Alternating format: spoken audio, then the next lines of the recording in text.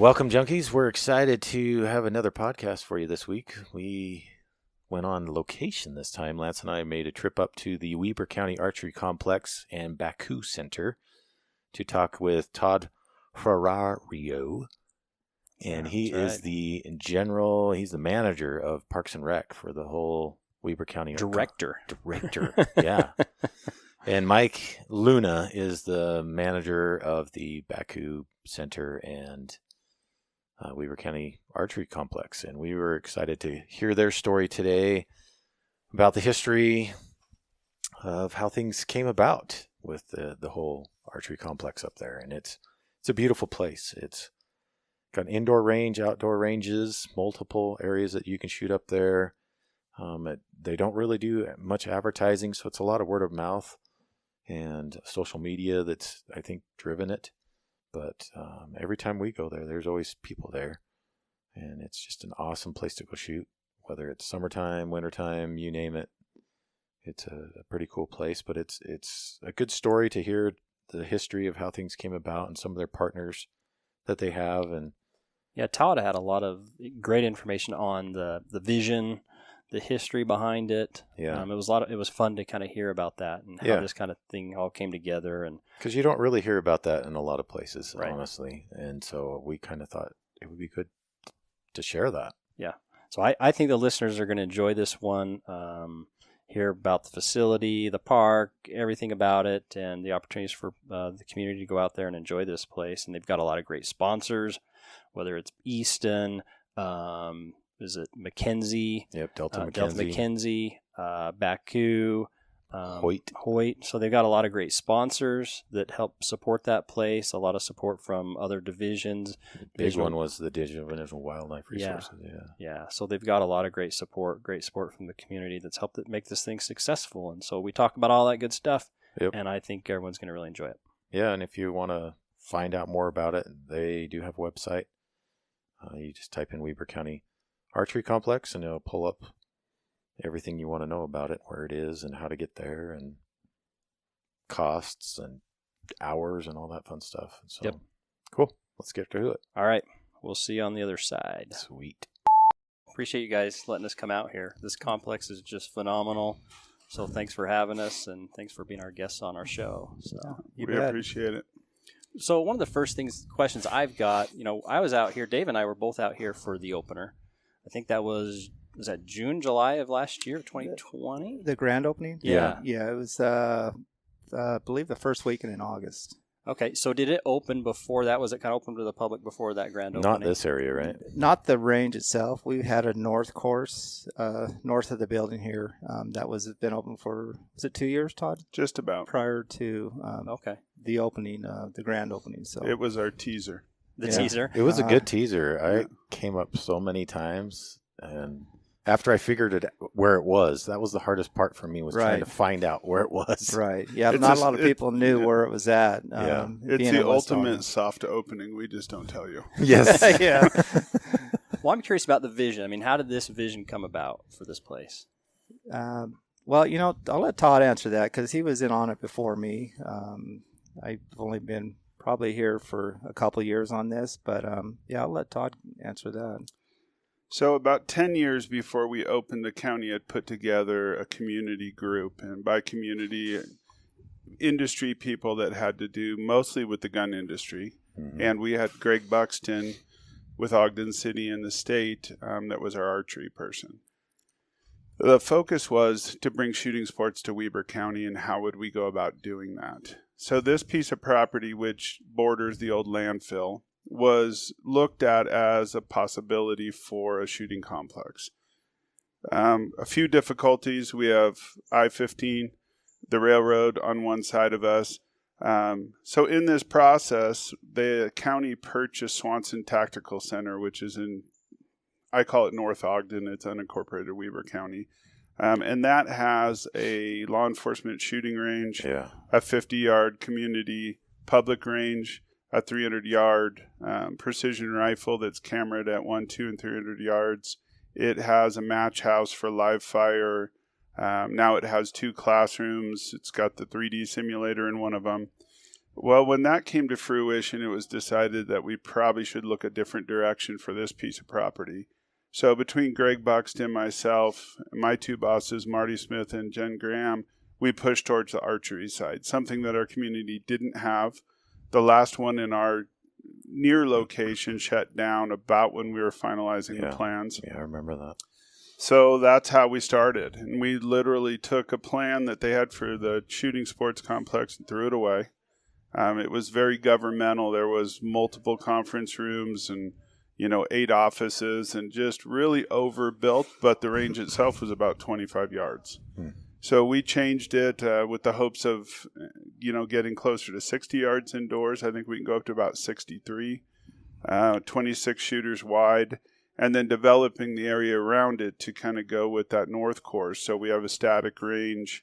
We can put 3Ds out. We have an elevated 8-foot and 12-foot shooting platform. Who came up with that idea to do the elevated? Because that thing is awesome. Yeah, we love that elevated platform. That, what you see out there, used to be the catwalk on one of the buildings at the gun range. Oh. We took it off and it was in our compound. And Mike will tell you this is the worst thing he ever hears. I have an idea. Yeah. So I went back and I showed him these two structures, and I always say on a napkin, showed him what I wanted to do, and he kind of looked and said, "Oh, damn it, that's actually a good idea." Because we were wader deep in things to do, and really with COVID, he and I were out here by ourselves many, many days getting the earthwork done and kind of. That's true, because COVID had hit just before that time. Yeah. And that was when he first showed me that, I thought, man, that's a great idea. And but I tell you what, it took a lot to get that thing lined up and up, because I think we had a bulldozer, Mini-X, full-size track hoe, just trying to get everything lined up. But it's not light. And then we were so in the weeds. He sent me a picture because we had some cameras up. It's like, who's over there? It was like 5:30 in the morning, and I was out there bolting things together, and the metal's sharp. I'm bleeding. There's a lot of my blood up there, and he's just like, you are a straight-up nut job. Yeah. But I had loaded Mike. Mike came to work for Parks and Rec, and when we looked at this, he was really the perfect fit. Not only demeanor, his passion in hunting, his archery, his temperament and his hospitality side that he's gotten through the years is just a phenomenal fit. And there were parts of managing that he was concerned about, not the build part, but what do we do after that? So I got a little concerned that I was heaping too much on, which probably was true, but I do it to myself as well. So. Well, I tend to overthink too much on certain things, but you know what? I'm just really grateful that I'm here and have the opportunity to be a part of this, because it's just pretty cool. I mean, it's just exciting all the way around, and every it just keeps getting better and better. I mean, we opened up in August, and what are we into May now, and it still feels like it's brand new. And the majority of these people that are walking through the door now are new. Yeah. And so I talked to a guy last week when I was shooting with my son, and he's like, "I'm 5 minutes away from here, and this is the first time I've been here." I'm like, "Really?" Yeah. I'm like a half hour away, and I come once a week at least. Yeah. Well, one thing you need to understand about governmental entities is we don't market real well. Yeah. If you look at budgets for each division, marketing was like $1,500, which means you can print some flyers. Yeah. Because, you don't really advertise for the treasurer to go pay your taxes and look how fun it is. So, our divisions and our department is the community-facing side of it. So we actually have a full-time marketing person now, because it was a weakness, was built into the big machine, if you will. So. Sure. And I just knew, just from kind of dabbling with a little bit of social media now, that it was going to play a big role in this, because, I mean, that's how people, market now. It's just everything is social media. Yep. And I'm older, so I'm not quite graduated to that side of things yet. But we have some, younger kids that work here and are into that. So we're doing our best. And it's built into them. It's an appendage. Yeah. So they get it. I can kind of throw an idea at them. But again, we're, like Todd said, we got Lauren on board, and we're going to be building that up. So we'll just do the best we can until we can get everything in place that we need to. And Well, I think I found out from Dave about the facility. You told me about it and told me about the grand opening, and that's when we came out. And I was extremely impressed. I kind of envisioned just some trails and some targets here and there along a trail side. And we pulled in here, and I saw this facility, and we walked in. I was like, wow, this is impressive. The lanes, the distances you can shoot. Like right now, we're sitting inside what you call the Baku Center, and it's just beautiful. We're sitting up here on this balcony overlooking people that are shooting right now, practicing. And that's one of the things I love about this place is this little balcony setup. You can come up here and watch people shoot. One thing I'm waiting for, though, you ever going to open up like a hot dog stand or something? Concessions. Unfortunately, that is the biggest money loser in the world. When we have events, we'll bring in food trucks and things. We have a couple of machines that get drinks, and I ran the ice sheet for 10 years, and you probably have 15 or 20 events where your concessions make money, and then it's a service. Yeah. We'll probably end up, especially when winter rolls around, getting some coffee that's a little more accessible to the public and keeps Mike and I going anyway. So. Sure. Fuel the fire. Yeah. Right. Food trucks, that's a great idea, though. If you're holding events or whatever else, that would be great. And, 10 years ago, that would have been tough to find. And now that we have some excellent food trucks, handful that we work with all the time. You can call those guys. They come out, you get a quality product. They're good to the people. Takes one thing off of your plate. Yeah. Sure. As Mike said, it feels new. It's because everything we're doing is the first time. Yeah. And we've had huge support from the community. When you do something like this, everybody tells you what you should do. Yeah. And we kind of went with, well, if we hear it 5 or 6 times from different people, then we need to look at it. Because everybody's idea of shoot off the roof and shoot, oh, come on. We still are the county. Yeah. We do have lawyers and we do have insurance. We push the envelope as much as we can. So. Yeah. And that was kind of the nice part about it when we were kind of laying this out. We were kind of open to do anything we wanted with it. And so we would kind of get something laid out and kind of step back and look at it and think, man, that's going to work. Or, maybe we should do this. Let's move this over here or cut these trees out here or it was just kind of build as you go. There's no set blueprint or anything. And it just happened to kind of lay out just right for us, for what we have around here with being tucked in here up against the I call them mountains, but just kind of the hillsides around here. Yeah, when I walked, I've shot out here several times, and I walked the trail maybe a week ago, just looking towards the Wasatch Front Mountains. It's just beautiful. Oh, yeah. Mike's office has the best view of anybody. Yeah, I love my office. I don't spend much time in there, but I tell you what, I'm very fortunate. Again, I'm just grateful to be here. And we need to sound professional. We went with the design build method of building. That's called draw it in the morning and do it that day. That's perfect. Sometimes that's the best way. No pressure. I've noticed that, like you said, you change things over the time. Because I remember when I shot the course to the north first, like stations 1, 2, and 3, I was like, I wonder why that bag disappeared.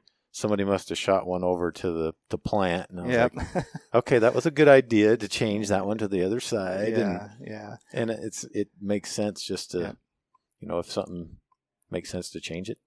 Yeah. And we're like we're talking about, we're still learning. So there's some things with just the amount of people we're getting that we're finding out, hey, we may want to rethink this, or, we maybe should have built a bigger parking lot is probably one of the bigger things we should. But we've added some additional parking up top to handle our tournaments. We just had a tournament a couple weekends ago from Hill Archers. Yeah, I was here for that one. Yeah. It was great. And we had like over close to 200 shooters, and we had the food truck here. And so that was a rollout of our first 3D tournament. And it actually went pretty smooth. Everybody was pretty impressed, and they brought some great targets. Yeah, they did. And Sasquatch. I was really impressed with that. So we have another one here in the first weekend in June that we'll be advertising on Facebook and Instagram. So cool. You had mentioned the targets, and that's one of the cool things too, is the targets you guys have here. I mean, we're not talking just block targets. You got a lot of 3D targets, and we're not just talking like a one deer or something. There's a bunch of them. You got like full-size elk, not the third size, but full-size. I We mean, have a zoo. really, Yeah, you really, do. It's our petting zoo. yeah. I mean, really fun and impressive 3D targets you guys have here. I'm really impressed with them. It's really cool. So I got to give Todd credit on that because he put that order in way back when and ordered a lot of this stuff. And again, a lot of this is new to us. So I mean, the vision that this gentleman has, Todd, is just amazing too. And I noticed you guys got a new sponsor, Delta McKenzie. Is that recent? Yeah. So we might as well jump into that. So Sure. Baku and why we're the Baku Center is those are electric assist hunting bikes. Mhm. Phenomenal product. I need one. Yeah, we all do. Yeah. Mike just bought one, I so know, he can tell you. He was bragging about it. Yeah, earlier. it's not bad. I don't know if that's public information yet. My wife doesn't know about it. Oh, sorry, Rita. They're just down the street from us. We got a brand new complex right across the freeway, and they came in and jumped as an early believer in what we were doing. They thought it cross-promoted with them. So we sat down, and they were our first sponsor, and they are working to help us with 4 events during the year. We just had Elk Shape Camp here. The hard thing is if you're not in the industry, you're not in the industry. You call somebody, and they're like, wait, some guy from Parks and Rec just called me? Yeah. So that was a big first step. And then we had Greg Easton and Randy Walk from Hoyt and their executive team come and tour right about when we were finishing and gave them the vision and said, here's what we're doing. What do you guys think? So we have Hoyt, Easton, Delta McKenzie as partners and as well as the foundation. So I don't know if you know the umbrella, but Easton itself is actually over Easton Technical, which is your arrows, and Delta McKenzie is under that umbrella. And then you have Hoyt, which is under Easton as well, the big company. And then they have the foundation, which really looks at the growth of the sport, bringing young people into the sport. So they've all come on board, not only helping us financially, but giving us some input on the hows and the what to do and give us some direction. We have a couple new projects that will come up this year that are geared towards really young shooters that will actually start with I'm old, I call it a Nerf style bow. It's not Nerf, it's called Striker. They're fun. They'll shoot 200 feet. But Really? we'll have some animated targets that, 10 to 15 to 20 yards that the kids can go. And we're talking well under 5 years old. Oh, cool. And the idea is to get them used to the sport, get them excited about the sport. As soon as they get old enough, then they can go to a junior bow. And whether it's mom or dad that comes and shoots, and then you're not trying to chase them through the trees, they're actually participating. So That's cool. big goal of ours. I'm sorry. Did you DNR? Yeah, well, we'll talk about how we built the building, but DNR was okay. probably our most important friend in this journey. Let's hear about it. So when we looked at this and penciled it, we felt we were about a $1.6 million project. So our first step was, how do we fund that? Yeah. We got some initial funding from RAMP, which is Recreation Arts Museums and Parks, and that was kind of the catalyst to get us moving towards some bigger grants. We worked with DNR in their shooting sports, and they came to the table in a big way, just shy of $700,000. Right. They work directly with the Federal Fish and Wildlife, who does matching funds on projects as well. As far as I understand the process, they do a lot of pass-through with DNR, so they team up on projects. So by the time it was all said and done, we had raised $1.64 million. Dang. The biggest concern I had was not only the structure, but just, as you said, the targets and things to fill it. That's $60,000, $70,000 right off the get-go. Yep. And we had an operating budget that was passed through the county, but it doesn't have that initial purchase. It has replacement. So we worked pretty hard. We have about $28,000 left, and I've been putting in orders last week of what we forgot, what we need, what we see the life expectancy isn't quite there. So we had a tremendous group. It sounds like it, yeah. Come to the DNR was phenomenal. Gary Cooks specifically in our region. I could call him and say, here's what we're thinking. And, a conversation with a partner is a lot different than always an ask because, like I said, the information went both ways. No, that makes sense. I like it. Yeah. I'm curious too about just like what type of events. You've had some past events. You mentioned Elk Shape. Mm-hmm. Do you have what other events do you have maybe planned coming up, or maybe further out in the future? So I'll back up a little bit. I know early on with COVID, we had some events planned that we've had to cancel. We had a state formal shoot scheduled in December, which we had to postpone, but we did end up having that in March. And again, that was kind of a learning experience, and that was fairly attended. I think we could do better, but we learned a few things on that thing. And then we just had our first 3D shoot outside, and that went really well. And that was with Hill Archers.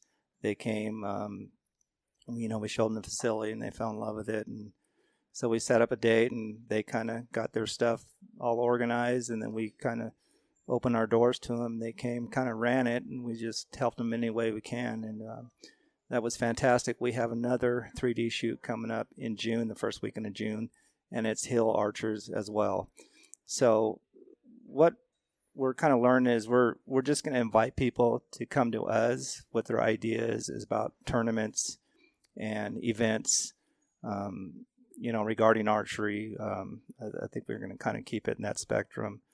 We don't want to branch out too much to weddings and this and that if we don't want to.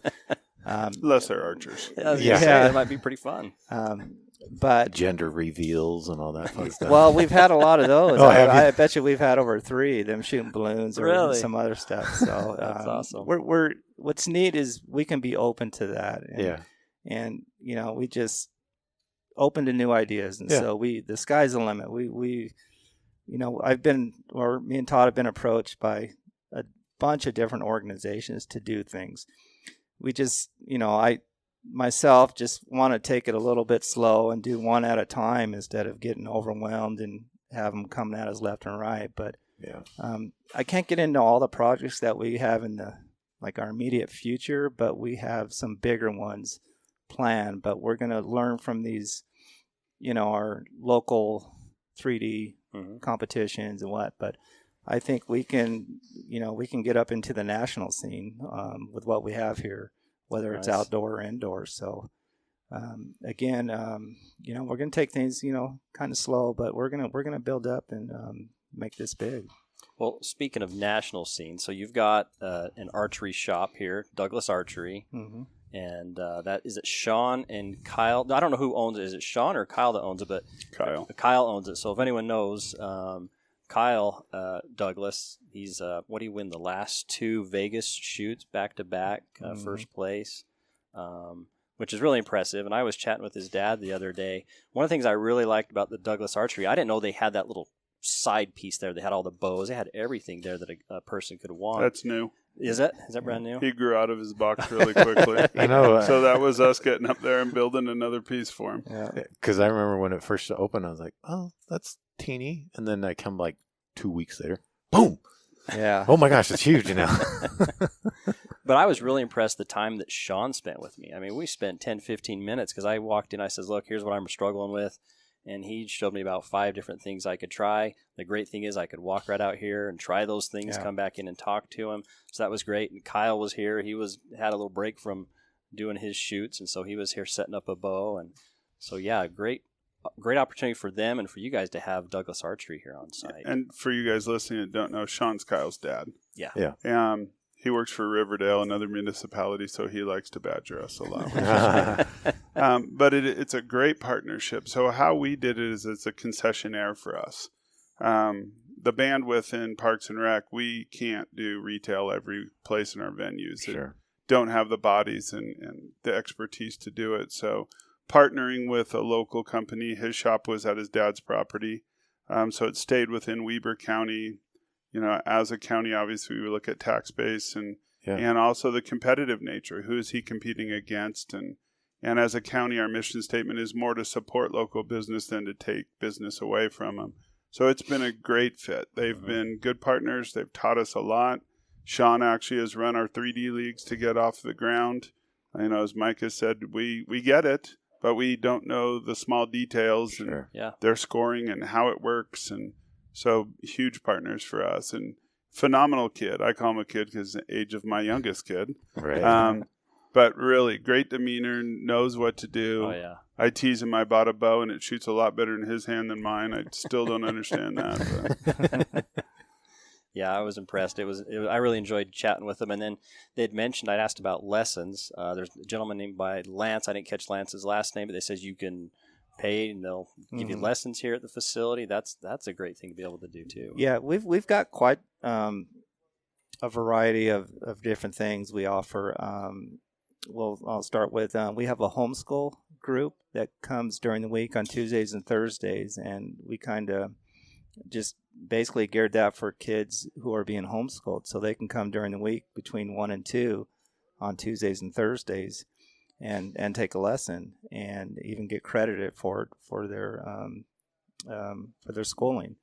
So that has been a hit. That's been, every one of those classes has been full. And Really? Mark Sage is our instructor, and he's a level 2 USA certified instructor. So and then we have our beginner lessons. Lance Gibson teaches our beginner lessons on Saturdays, and then the adult lessons on Wednesdays.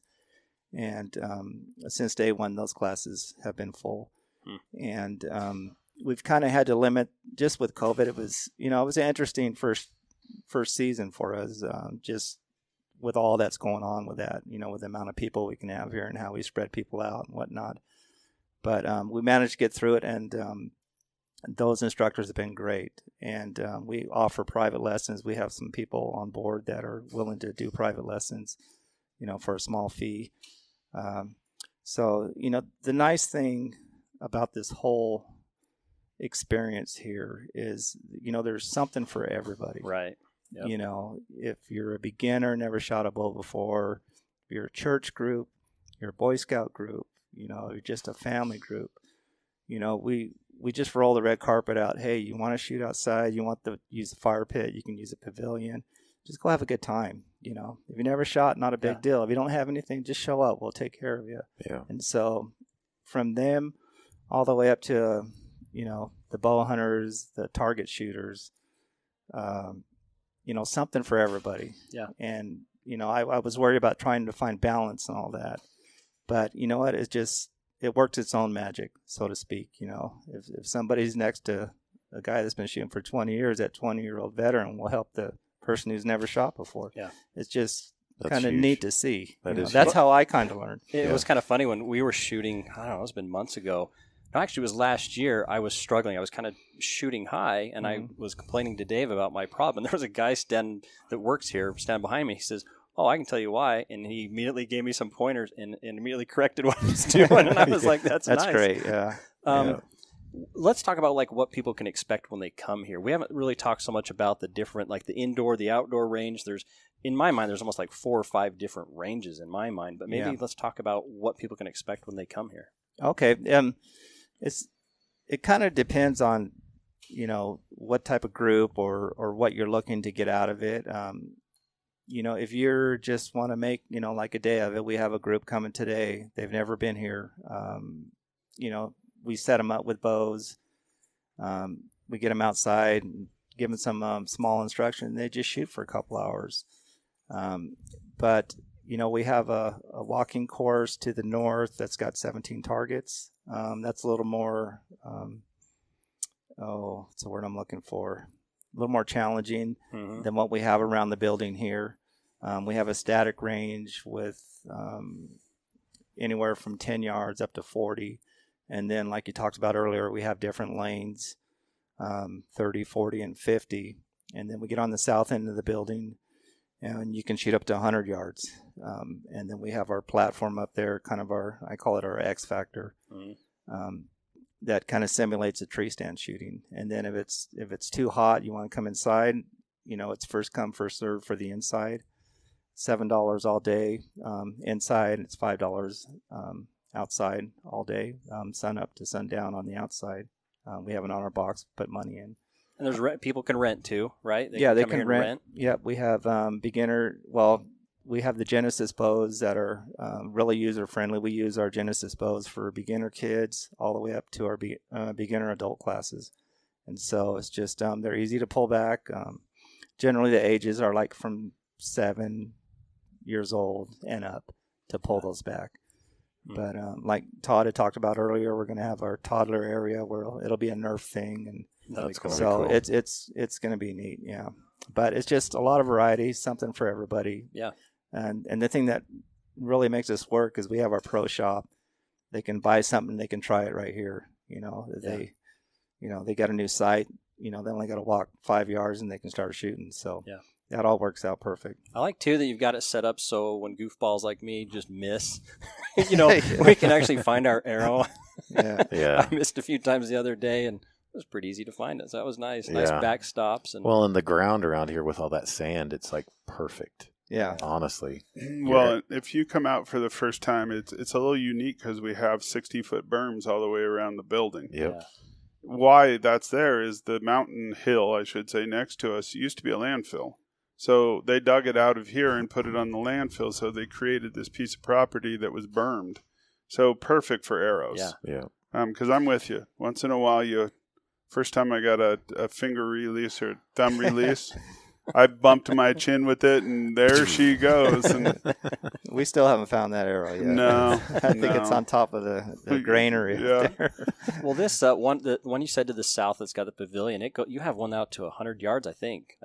So it's a big range. So people really want to practice out to 100 yards, they can. You've got the block targets. Sometimes I've seen you've also put out the 3D target. So lots of options for people to shoot at that particular spot. And that's kind of neat. I mean, I remember when I was first starting to bow hunt, it was just always inside less than 30 yards with a square target, and so when I got to shoot a 3D animal, it was like, wow, that's pretty cool. I've never done that. So being new to have the opportunity to do that for $5. Yeah. I mean, that's pretty sweet. Yeah. And I think the industry right now, everybody wants to shoot 3Ds. It seems like it's huge. Yeah. I mean, all these archery competitions that you hear around here, that you have to pay quite a bit of money. Yeah. And they sell out in hours. Yeah. And there's just hundreds, if not thousands, of people that go through those systems. And, it seems to me like, I think we talked earlier that you guys were talking about maybe doing a big tournament out through the whole park. Right. And I was like, that would be awesome. Yeah, because this piece of ground we're on right now is just about 80 acres. And then across the river, we have Fort Buenaventura, which is, again, just about 80 acres. So one of our visions, I should say, is to do a 3 or 4 course 3D that went on both parks. Yeah. So we have a bridge that goes across the river, a walking bridge, and you could easily set it up. And that's heavily treed. The nice thing is we have a disc golf course in there, so it's cleared out with different lanes you could shoot through. So we would shut that park down for the day and run 3D. So we're kind of deciding how we want to do that. We don't have the bandwidth to set something like that up ourselves, but there's a number of groups that do that. Yeah. And then you're talking, 100 plus targets out there. That'd be so cool. But it's easy on and off freeway. They're actually going to put 2 new on-ramps in the next year or 2. Oh, they are finally? Yeah. So it's slated to start in 23. We're going to be able to go north? Yep. Yeah, that's been a challenge. Is you got to weave your way around, especially with what they're doing now. That's part of what you see happening downtown is they're fixing the bridge that's there because they're going to put 2 more lanes across. Oh, great. And their vision at some point is to dump onto wall, which would be a lot easier for the locals. Yep. And that's all going to transform in the next couple of years. So we felt it important to get ahead of the game because it's tough. And the building that you drove by when you dropped down the hill into here, that just got decommissioned when Mike talked about parking. So it's not a huge building, but not easy to tear down. There's massive motors in there. Yeah. That burned the methane out of the dump for 25 years. Oh, really? So there's one motor alone that's 27,000 pounds sitting in there that converted methane into power to go back to the grid. So it's not like you can back your pickup truck up and load it in the back. That'll be a crane. So that project will be worked on this summer so we can get, connect those 2 parking lots. We'll over double our parking down here. So that'd be awesome. Nice. One of the things, too, that's really nice about this place is the pathways, I've noticed. And, it isn't just like a bunch of dirt and stuff. You could come out here right after it rains, it looks like to me, because you've got a lot of wood chip pathways, a lot of gravel or I guess it would be like crushed asphalt. Rotomill. So the pathways, everything is really nice. Even that outdoor range out here you had mentioned, I think it's all wood chips and everything. So it's just really nice to be able to walk around on and everything. Yeah, we've had great community help on that in Ogden City. Greg Watkins with the roads department. They donated a lot of rotomill, and we had a big storm. When was that? In 6 months ago? 6 months ago. Anyway, all the trees blew down. Yeah. all the I trees in remember the that city. one, yeah. So they grinded all that up, and we got to thinking that would be great to put on this sand, because that sand, it gets a little snotty when it gets wet. Yeah. So I got on a wood chip tear, and for 6 months I hauled wood chips, and we got it for free from Ogden City and Nice. the county transfer station. We're trucking it over here, so that's a really good connection. But it does make the experience a lot smoother. It's and clean. and I bet we ended up with 300 dump truck loads of. Holy smokes. Oh yeah, Oh. if you would have went on A Street, there was piles that were 300 feet Mountains. long of chips lined up. Yeah. Wow. And it's one of those things you're like, yeah, sure, we'll take them. And then you're like, what are we holy gonna do with all that? We need How a are we gonna bigger get it tractor. here? We need a bigger tractor. Oh. But no, it was just great how everybody, again, we would take them here, show them, then it's like, gosh, all right, how do we help you? And I'd say, gosh, well, do you have this? And you said, sure, yeah, we bet. And so, Ogden City and the multiple county departments had all chipped in on this. And so Nice. it was just great to have all that help, because we needed it at certain stages of this project. Well, you talk about help and resources. What about volunteering? Can people come out and volunteer if they want to? Oh, you bet. Yes. We're getting some volunteers through Weber Human Services. They have a program that you can go through them and sign up through them, and then they kind of refer you to here. And then there's a couple perks with that. But if anybody's interested in volunteer, they can call the range. And kind of what we're looking for is just not a couple hours here or this here. It would be nice if we could have like a set day. You can work so many hours. It's just easier to manage and to train that way. But yeah, we're open to any help we can get. And we've speaking of help, we've had quite a few dedicated hunter projects. I was just going to mention that. I was wondering if dedicated hunters could come out. Phenomenal group. Yeah, and that's great. And we've got a lot of good projects out of the way because of those groups. And they're outdoor people, and you write what you're going to do, and they show up with chainsaws and shafts and helmets, and who can run tractors, and 5 hands go up, and you're like, That's awesome. what fairy sprinkled this group to us? The first day, Mike and I just looked at each other, and those two go, phenomenal. And the volunteers also can shoot for free if they have a regular scheduled volunteer time, so it saves them a few bucks, and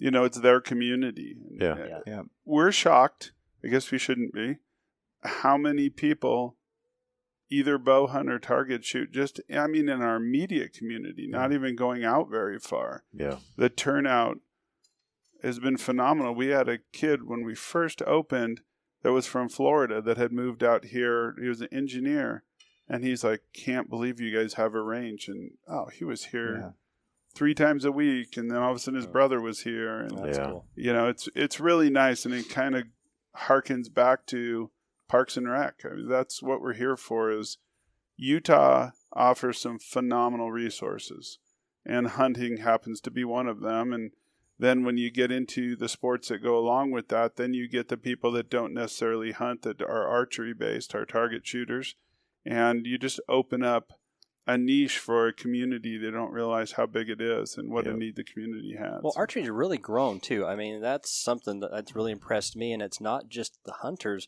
When I've been here in the evenings, I mean, you see all types of people, right? Mm-hmm. All kinds of people here shooting just for fun, So we've got even a Japanese traditional group that comes and shoot those. I don't know what those bows you call them, but they're 6 foot tall. They're long. I did see they were here one night. Oh, you They're seen long, them? yeah. It's way cool. Really cool. We've got the whole range of of shooters here. Well, that's the thing. That's you mentioned earlier. I like how accommodating you guys are for just all the different types of shooters. Don't and say that groups. too loud. The crossbow people don't like us sometimes. I did forget about them. They're to the north, They're right? to the north. They're yeah. to the north because those bolts can, Yeah. They'll zip they're right phenomenal. But yeah, that's a gun with a stick. Yeah. But they understand. We Oh, just yeah. tell them our concerns, and Yeah. at least we have something to offer them. So Yes, That's we do. true. yeah, that works too. Yep. Cool.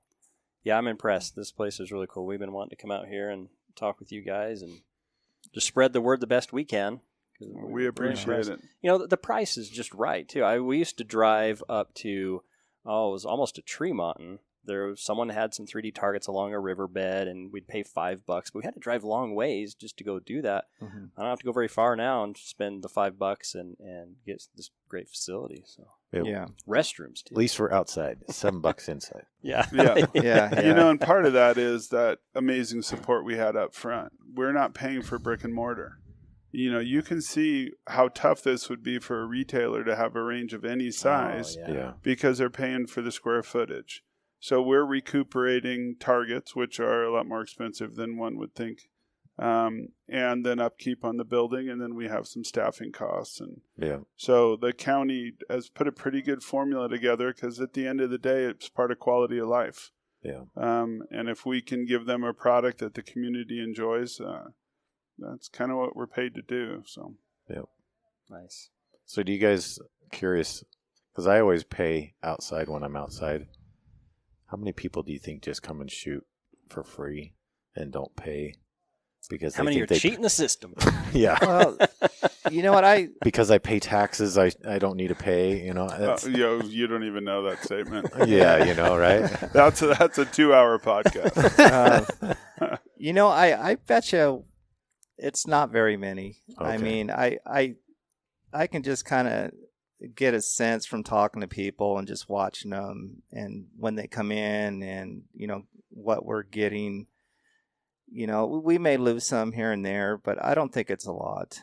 I Good. think they realize the work and the Well, yeah. effort that we've put into this, and they see that how affordable it is. And, if they want to skip on $5, well, that's okay. Go ahead and have fun. It's not going to sink us, but yeah, I think for the most part, it's not a lot of people. Yeah. Well, and it's hard to tell sometimes because we have regulars that will put a 20 in. And then they shoot a handful of times, and then they're like, oh, I need to put another 20 in. Yeah. It's funny you mentioned that. We are working with our treasurer's office to actually have Venmo and PayPal that you can scan the QR code. right. There you go. Yeah. The county, municipalities aren't set up the best for those kind of things because of the way our bank accounts work. Right. So we just had a meeting with them last week. We're going to actually open a separate bank account and do one-way transfers only, because the way it works right now, all of Parks and Rec is dumping into a multi-million-dollar account, and they're like, there is no way we're going to PayPal into that account. No. Which, thank you. That's Yeah. why our county does well, is people are like, time out. Crazy guys in Parks and Rec.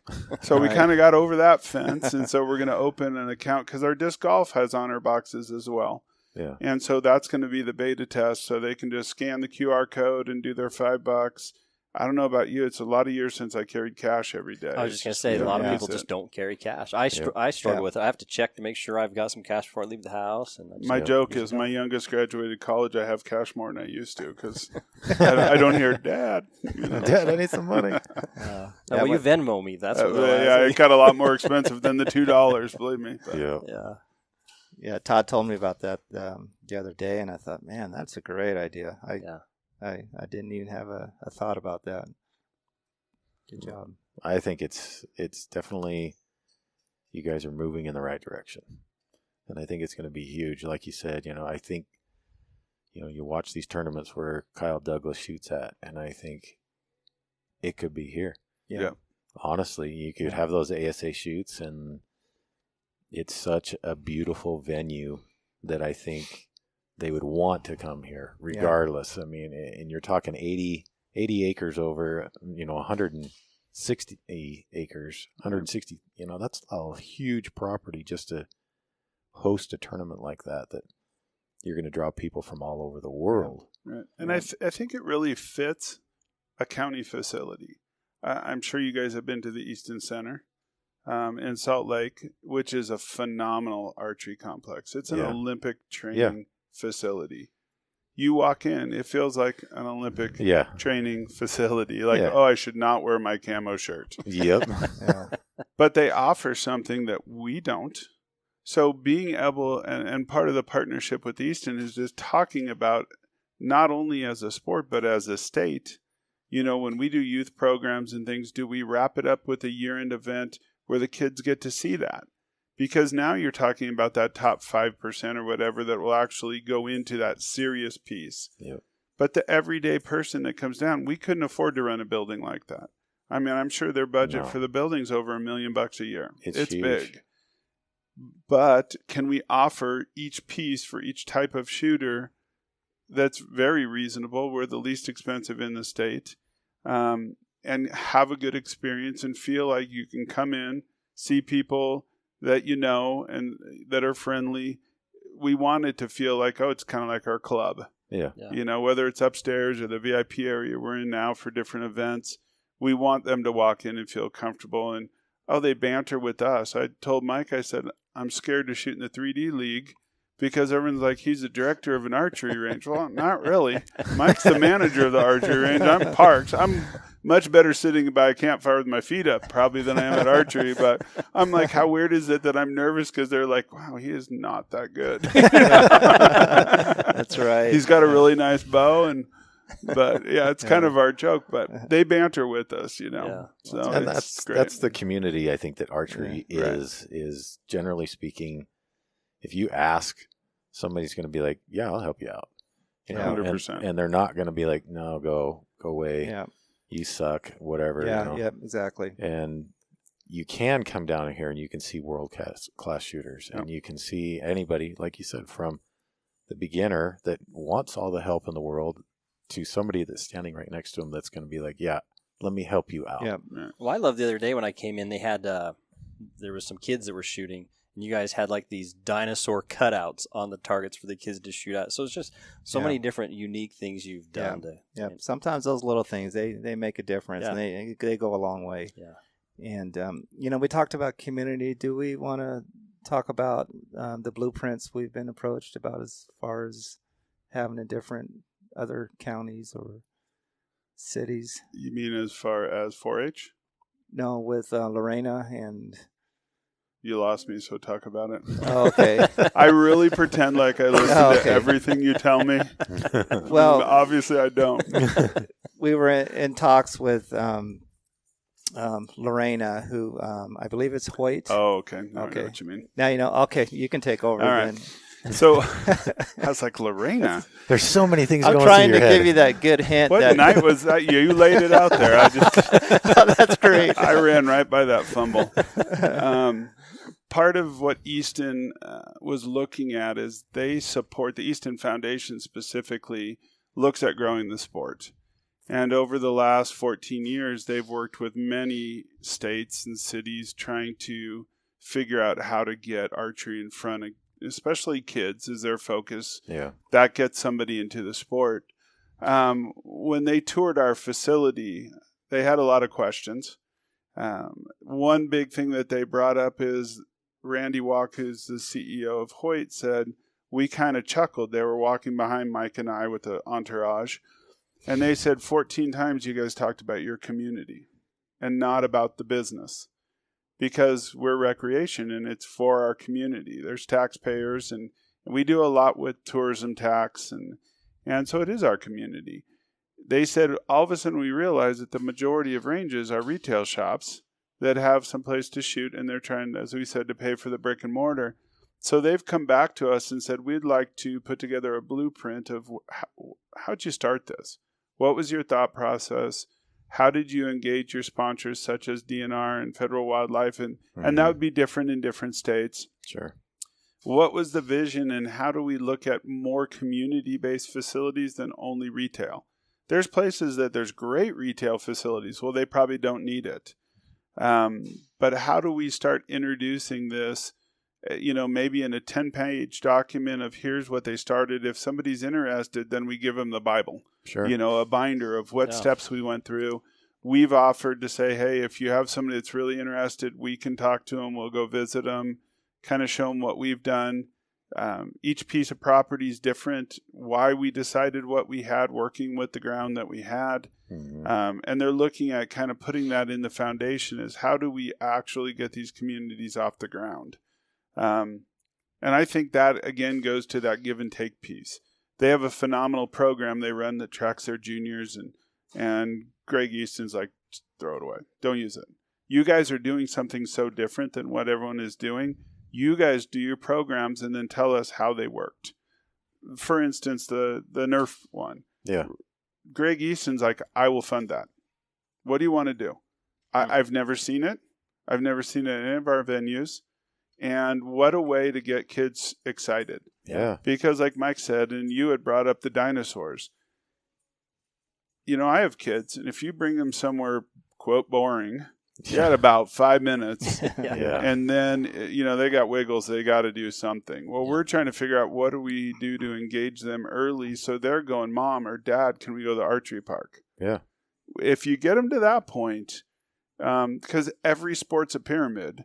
As they get older and they get introduced, you lose some. So if we can build that base, that's good for our future, and that's good for the sport's future. Yeah. As they move on and move locations in different states, they're going to be looking for that. You have a lot of great parents that are involved with kids' activities. Yep. We're looking for that in archery. So, sorry that I forgot you did tell me that. I did listen. I was actually here. Yeah. And just a side note to that, I've been approached by probably 4 different counties within the state of Utah wanting to do something like we have here in their county or city. And I said, well, we're working on something to maybe help you guys. But That's cool. because I know I have talked to Todd before, and each county and city had these little slivers of pieces of land that and if you get the right fit and get the right people behind you, and everybody that's inquired with me, I say it's doable. You just got to have some of the pieces to get through that, and so that's kind of in the works a little bit to get that blueprint out and help other people. It's pretty easy to replicate what we did. Obviously topography will dictate outside. Yeah. Sure. But for the space we have, this is an inexpensive way to build a building. Yeah. Yeah. It's a metal Butler building. It's a red iron building. Yeah. But it's really about what we do on the inside in the space and what we're giving them. It's a lot lower maintenance than a lot of other types of buildings. And, we've come up with some ideas of how to protect the structure downrange. And we tested a lot of them. We shot arrows through a lot of materials. I tested one myself. In the roof, hopefully not. No, it was that. You got that nice big black wall back there. Yeah. Okay. And that's 3/4 inch with 2 layers of horse mat. Oh, wow. So it's a 1 inch thick horse mat. That stuff's tough. Oh, it is. Yeah. Because you're talking 1,500-pound animals with sharp shoes on. And when we called Tractor Supply, they were the cheapest. And they're like, how many do you need? I told them, they're like, what? They loaded them on our biggest trailer, and that thing was hurting.